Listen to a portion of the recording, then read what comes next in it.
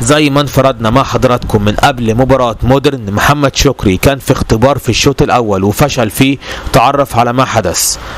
خوسيه ريبيرو كان حاطط محمد شكري في التشكيل اساسي بالامس لانه كان في فترة اختبار. ايوه زي ما قلت لحضراتكم امبارح من قبل المباراة ان شكري لو بدأ اساسي هيكون في فترة اختبار، لان ريبيرو مش مقتنع بيه ومقتنع بكريم فؤاد في الحتة دي. عشان كده بين الشوطين استبدل على طول محمد شكري بكريم فؤاد.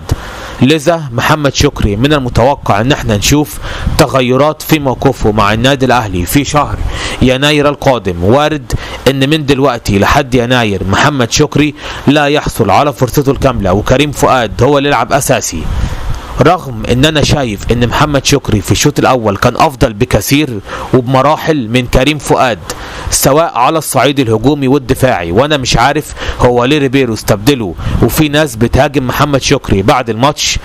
افتكروا كده كويس الشوط الاول محمد شكري كان في كذا كوره دفاعيه عملت تغطيه عكسيه وانقذ كورتين كانوا هيكونوا انفراد على مرمى شوبير، ولكن محمد شكري قدر انه يسابق مهاجم مودرن ويقطع الكوره ومنع انفرادين على الاهلي.